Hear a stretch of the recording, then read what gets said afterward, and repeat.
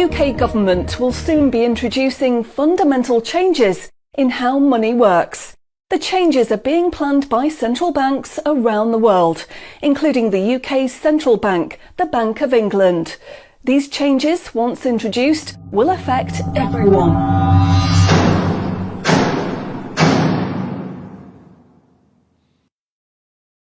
So what are these changes really about? The changes being proposed will mean that you will no longer have full control over your spending. In fact, what they are planning is the replacement of money with something which is fundamentally different. Therefore, it's not just cash they want to remove from the economy, it is money itself. Pay attention, because if the new monetary system is allowed to happen, it will be very difficult to reverse, and could mark the beginning of the end of human freedom. In order to explain the changes that are being planned right now for your tomorrow, let's explain a little bit about how your money works today. Let's imagine that John decides to buy his daughter a birthday present from Argos. He chooses the product he wants, then pays £50 using his debit card. You might think that £50 is immediately transferred from John's bank account to Argos's bank account. But this is not what happens.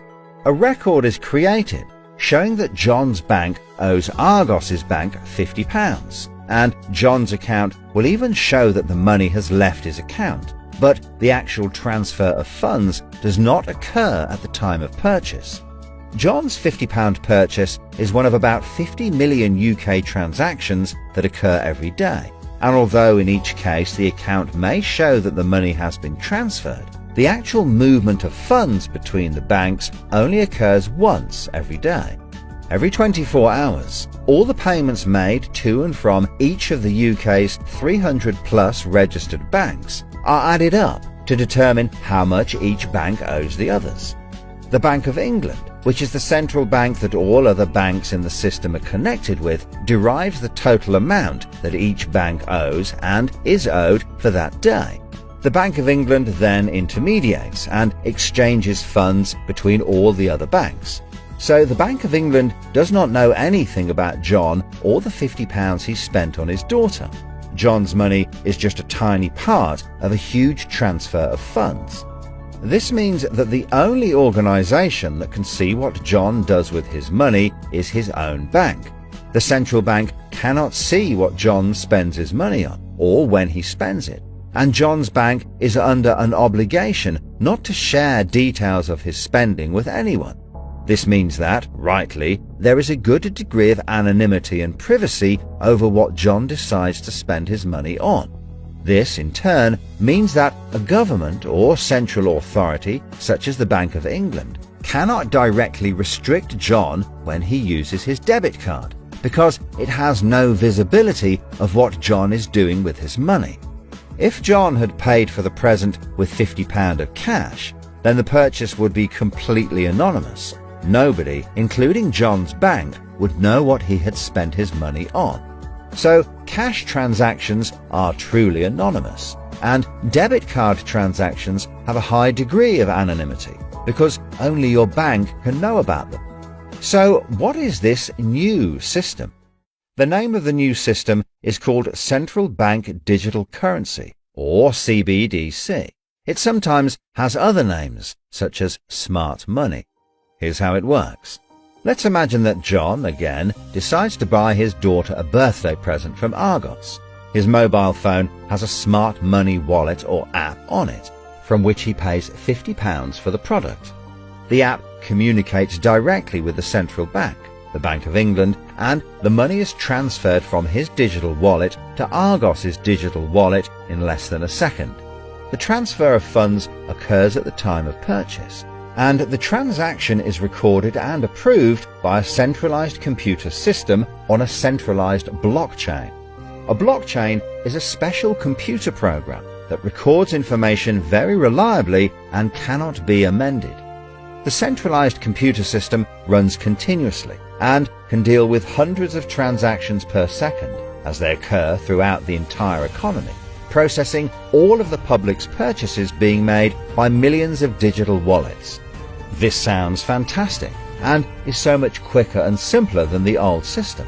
But there is a fundamental difference, which is that all transactions are centralized in real time as they happen.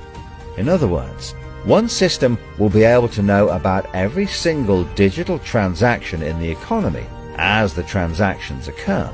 This is the critical difference with the new digital monetary system that everyone needs to be aware of.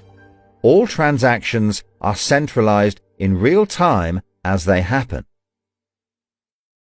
The people who are planning this new system have made it clear that it would be useful, in their eyes, to use artificial intelligence algorithms in real time to block certain public transactions for a range of different reasons. So, what does this mean for John? Let's just say there is another lockdown and the government want to stop the public moving about the country. With this new system, they could introduce a simple change. That would mean John's wallet would only work if he was located within a certain distance of his own home. Argos is 2 miles from John's house, and he decides to go and buy his daughter a birthday present. He attempts to pay £50 for the product with the app.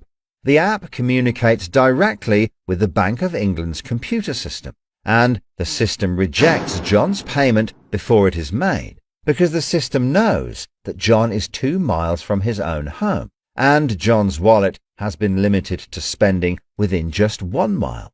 John cannot now buy anything unless he moves closer to his own home.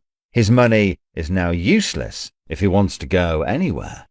Why doesn't John just use cash? That would be a good solution for John as long as cash is still in use. So, how might this new system be introduced? The Prime Minister called an emergency meeting today to discuss the unprecedented slide into economic recession in the UK and global economies. Inflation is out of control, and high interest rates are causing thousands of house repossessions.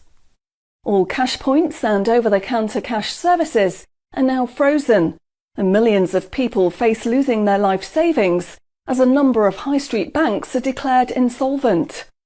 The government and the Bank of England are accelerating the introduction of a new central bank digital currency, which all bank customers in the UK will be able to receive in exchange for their existing money, which in many cases is now unobtainable from their bank accounts.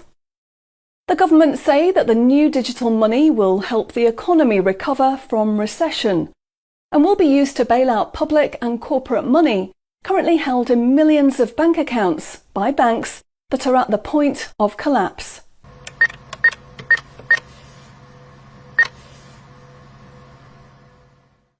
It says cash unobtainable from this account. It's frozen our money. Bleeding hell, John. How much have we got in the house? We've only got £120, and when that's gone, nothing. I don't believe it. The bank's frozen our money. We've got £25,000 in that account, and no way of getting it back. Download your central bank CBDC wallet app today and get bonus digital pounds free. If you exchange your existing bank funds into your digital currency wallet now, you will receive free digital pounds for each account you exchange. You can then spend from your digital wallet by using your phone app, exactly like a debit card. Download the free app now from the UK government website or the App Store. John, we need to download the digital wallet thing. See if we can transfer it in. We've got no other option, love. Wow, it's transferred, and it's given us some bonus money. I can't believe it. How do you know it's worked? It's worked, love. Everyone's using this money now. Right, I'm off down Tesco to try it out. Sorted. Recent figures show that the public's use of cash has halved in the last 12 months. Experts say this is due to the success and sheer convenience of the new CBDC digital money. The government has announced that all cash will be phased out completely over the next 3 years. I can't remember the last time I used cash. It seems so cumbersome and old-fashioned, fiddling about with coins every time you want to buy something. It's much easier now.